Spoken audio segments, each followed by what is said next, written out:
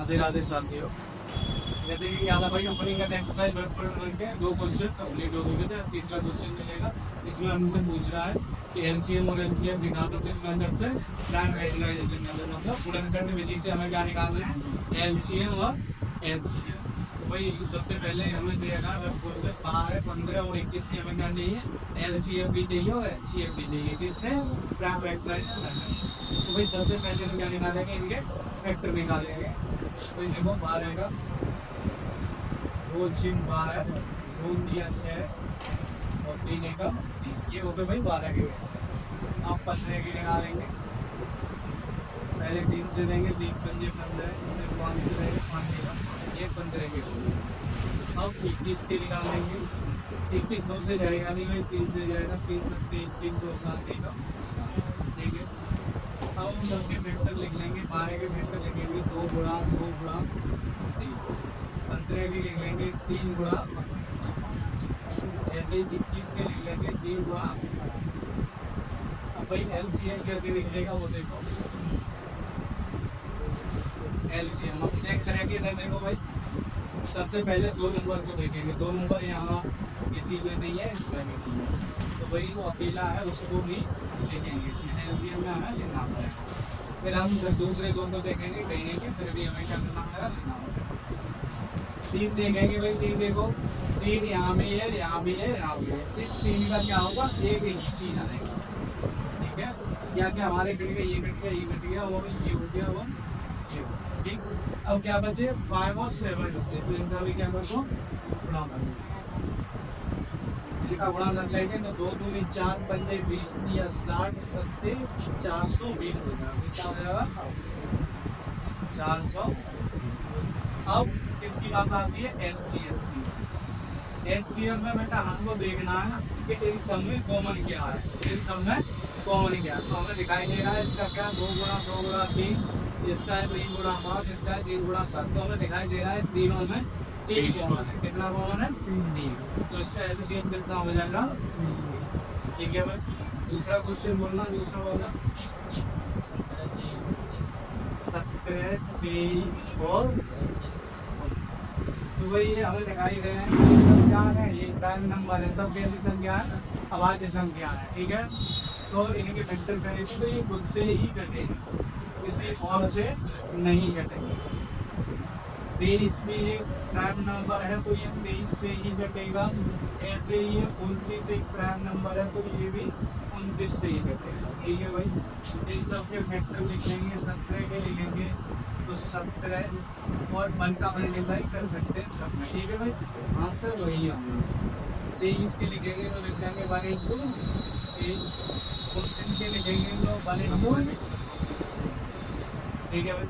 अगर एलसीएम की बात आएगी तो एलसीएम बेटा यहाँ अलग सकते हैं, यहाँ 23 है और यहाँ 29 है, तो इन तीनों का क्या हो जाएगा, गुणा हुआ था, 17 इंटू 23 इंटू 29। और एलसीएम की बात आएगी बेटा, इनमें हम क्या चेक करेंगे, तीनों में कॉमन क्या है, तो इन तीनों में कॉमन कुछ नहीं है, जहाँ कोई कॉमन नहीं होता वो क्या है, वो होती है 1, कितनी होती है 1, ठीक है, यहाँ भी 1 है, यहाँ भी 1 है, तो एलसीएम कितना हो जाएगा 1। और इनका गुणा करके बताओ कितना आएगा भाई, करके आए हो 11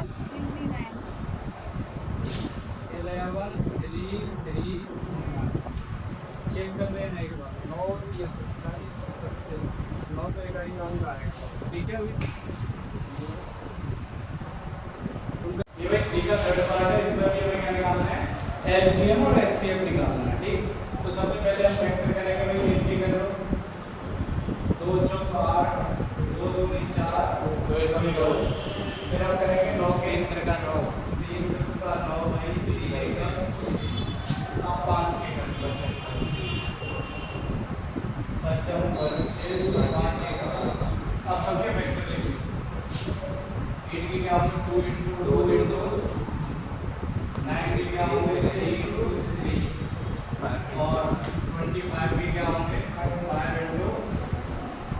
वही एलसीएम में क्या करना है, एक एक संख्या को कंप्लीट करना है, जैसे यहाँ पे 3 2 है, कहीं भी 2 नहीं आ रहा है तो हम 3 2 लिख लेंगे, ठीक है। यहाँ पे 3 3 इनको भी लिख लेंगे, यहाँ पे 5 5 इनको भी लिख लेंगे, ठीक है।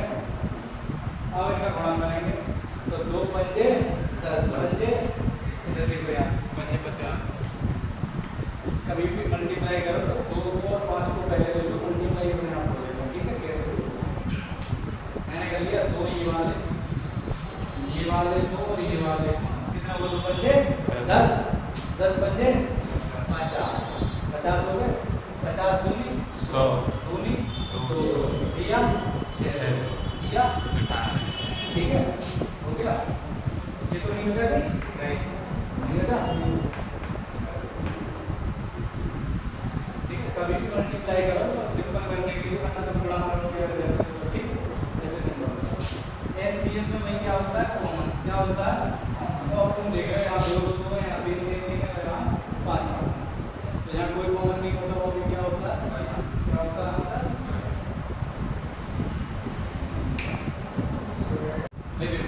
ये हमारा फोर्थ क्वेश्चन है, ये क्या कह रहा है, ये हमें दे रखा है बेटा कि एलसीएम 306 और 657 का कितना है 9, और ये एलसीएम 306 और 657 का हमें निकालना है, ठीक है।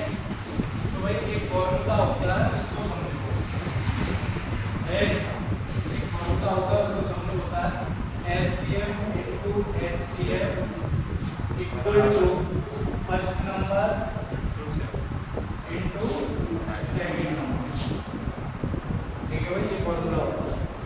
अब मैं मेंशन करूं तो देखो भाई फर्स्ट नंबर क्या है हमारा 306 और सेकंड नंबर क्या है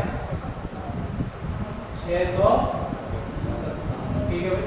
अब सब वैल्यू तुम्हारे पास है, उठा करके यहाँ पर इस फॉर्मूले में पुट कर देंगे। तो भाई देखो सबसे पहले एलसीएम हमें निकालना है, भाई एलसीएम की जगह एलसीएम रहेगा, एलसीएम कितना दे रखा है 9 बराबर फर्स्ट नंबर कितना है 306 इनटू 600, ठीक है।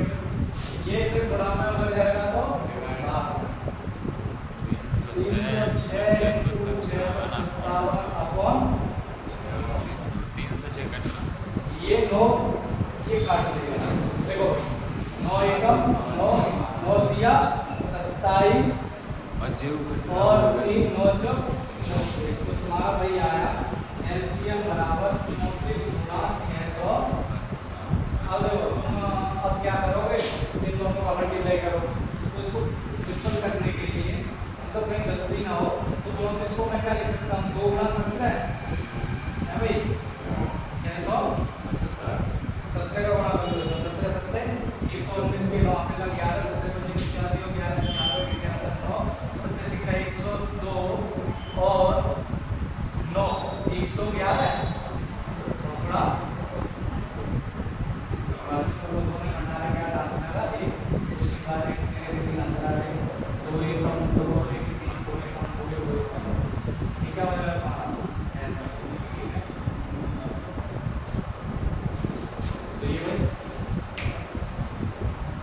हाँ भाई देखो अब हमारा क्वेश्चन नंबर 5 है, कह रहा है भाई जांच कीजिए कि क्या किसी प्राकृत संख्या n के लिए संख्या 6 की पावर n अंक 0 पर समाप्त हो सकती है। भाई पहले तो तुम्हें पता होना चाहिए कि प्राकृतिक संख्या क्या होती है, क्या पता होना चाहिए कि प्राकृतिक संख्या क्या होती है। जो संख्याएं 1 से स्टार्ट होती हैं और 2 3 4 5 ऐसे करके आगे तक चलती जाती है, उसको निकालना है, ठीक है। ये सब क्या होती है प्राकृतिक संख्याएं होती है, ठीक है, ये बात हो गई। अब जो 6 की पावर n है, n क्या है प्राकृतिक संख्या, क्या है प्राकृतिक संख्या है। तो जैसे मैंने इसको लिखा 6 की पावर n, तो भाई n की वैल्यू क्या होगी, n की वैल्यू 1 होगी 2 होगी 3 होगी और ऐसे करके होगी, यही होगी प्राकृतिक संख्या। तो भाई सबसे पहले मैं क्या करूंगा, एक एक करके इनकी वैल्यू लिखना स्टार्ट करूंगा। n की जगह क्या रखूंगा, सबसे पहले 1 क्या रखूंगा, तो 6 की पावर 1 कितना होगा बेटा 6 की पावर 1 6 रहेगा, क्या रहेगा 6 रहेगा। अगर 6 की पावर 2 की बात करूं तो क्या हो जाएगा 6 6 36 क्या हो जाएगा। 6 की पावर 3 की बात करूं तो 6 6 36 6 216 और अगर 6 की पावर 4 की बात करूं तो 6 6 36 216 6 के 1296। अब तुमने एक चीज गौर की होगी कि हम 6 की पावर कुछ भी करें इकाई का अंक क्या आ रहा है, 6 ही आ रहा है। अरे 6 की प्रॉपर्टी होती है कि भाई 6 की पावर कितनी भी लिखोगे इकाई का अंक जो यूनिट डिजिट है वो कितनी आएगी भाई, 6 ही आएगी। वो क्या कह रहा है, क्या 6 की पावर n अंक 0 पर समाप्त होगा, वो ये कह रहा है कि कहीं ऐसा होगा कि इसके इकाई के अंक पे 0 आ जाए, भाई ऐसा पॉसिबल नहीं है, ठीक है ना। अच्छा ये वाला ये समझ में आया, ये टाइप समझ में आया, तो तुम लिख दोगे भाई क्या लिखोगे कि नहीं, क्या लिखोगे नहीं कि 6 की पावर n अंक 0 पर समाप्त नहीं होगा, उसका जो इकाई का अंक है वो 6 ही आएगा, ठीक है। एक तो टाइप ये हो गया। अब दूसरा टाइप समझ लो, एक और टाइप वो वैसे यही तो अच्छा यही लगेगा, तो सिंपल है। अब देखो भाई 0 कहाँ पे आता है, कभी गौर किया 0 कहाँ पे आता है? किन चीजों को, किन नंबरों को गुणा किया जाता है तो 0 आता है, किस किस का किया जाता है बताओ। जीरो जैसे हम देखो जैसे 1 और 2 का मल्टीप्लाई करेंगे नहीं होगा, 2 3 का करेंगे नहीं होगा, 3 तो कोई एक ही केस बनता है जहाँ पे नंबर 2 और 5 एक साथ आ, क्या हो 2 और 5 एक साथ आ जाए, 2 बजे 10। अब इसमें कितने का भी गुणा कर लो यार तुम, 3 × 6 × 7 × 8 कितने नंबर का भी कर लो, अगर ये पेयर एक साथ आ गया तो इकाई का अंक कितना आएगा, 0 है। ये बात समझ गए बात को, कितने भी नंबर तुम्हारे आ जाए अगर ये पेयर 2 और 5 आ जाएगा साथ में तो वो 0 हो जाएगा, इकाई का अंक 0 हो जाएगा। समझ में आया बेटा। अब दूसरा टाइप हम ऐसे लिख सकते हैं कि भाई 6 के फैक्टर क्या क्या होते हैं, 2 और 3, तो हम लिख सकते हैं भाई 0 कब आता है जब 2 और 5 होते हैं, तो हम क्या लिख देंगे, क्योंकि भाई इसमें 6 के जो गुणनखंड है वो क्या होते हैं 2 और 3, लेकिन अगर 2 और 5 होते तो इसका यूनिट प्लेस मतलब इकाई का अंक 0 हो जाता, जो 2 और 3 इसके गुणनखंड होने के कारण इसका इकाई का अंक 0 नहीं हो। आया बेटा समझ में सबके, भाई नजर करो ठीक। अगला क्वेश्चन है 6 नंबर के, व्याख्या कीजिए कि 7 × 11 × 13 + 13 और 7 × 6 × 5 × 4 × 3 × 2 × 1 + 5 भाज्य संख्या क्या है, ठीक है भाई। तो देखो इसको अब हम लिखेंगे और इसको करेंगे भाज्य संख्या क्या है। तो पहला नंबर पहले ले लेता हूं 7 × 11 × 13 + इधर ले लेता हूं 7 × 6 × 5 × 4 × 3 × 2 × 1 × 2 प्लस। अब सबसे पहले समझो भाज्य संख्या क्या होती है भाई, जिसके क्या हो 2 से ज्यादा फैक्टर हो तो वो क्या कहलाएंगे भाज्य संख्या, जिसके 2 से ज्यादा फैक्टरों को क्या कहलाएंगे कंपोजिट नंबर, ठीक है भाई। अब देखो इधर देखो भाई, इसमें से हमें दिखाई दे रहा है ये सब किसमें गुणा में, ये प्लस में है, तो एक तो ये है और एक टर्म ये है, तो इन दोनों में क्या कॉमन आ रहा है, यहाँ 13 और यहाँ भी कितना है 13 है, तो 13 में कॉमन ले लेता हूँ, ठीक है। क्या बचेगा 7 × 11 × 13 बाहर आ गया, यहाँ क्या बचा 1 बचेगा, ठीक है भाई, और प्लस 13 बाहर आ गया, यहाँ क्या बचेगा 1। इसको देखो 13 11 7 1 77 प्लस 1 कितना हो जाएगा 77 और 1 78, क्या हो जाएगा, ठीक है।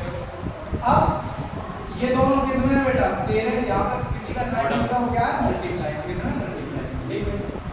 अब हम क्या करेंगे 78 के फैक्टर करेंगे, क्या करूँगा 78 के फैक्टर, यही पे कर देता हूँ 78 के फैक्टर करूँगा, 2 से करूँगा भाई 2 × 6 2 में 18, 2 से कटेगा नहीं 3 से जाएगा 3 13 आ जाएगा, तो 13 का 1, तो देखो 13 × 78 की जगह 2 × 3 × 13। अब हम इनको प्राइम फैक्टराइजेशन, ये सब क्या प्राइम नंबर है भाई भाज्य संख्या है, अब हम इनको सीरियल बाय करेंगे सबसे छोटी, ठीक है।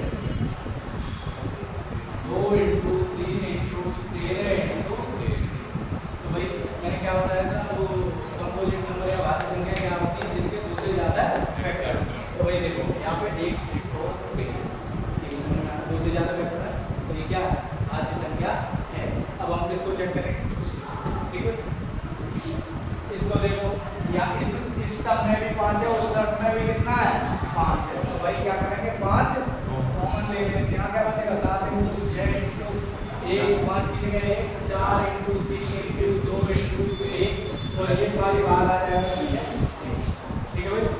अब देखो गुणा करना 2 दिया 124 ओ 2 दिया 6 जब 24 छिक्के 144 144 गुणा 7 रहेगा तो हम इसके अंदर लिख देंगे 7 चौक 28 8 से 7 चौक 28 तो 20 3 7 एकम 7 3 ठीक है भाई कुछ गलत तो नहीं हुआ है भाई 2 दिया 6 जब 24 छिक्के 144 गुणा 7 चौक 28 8 और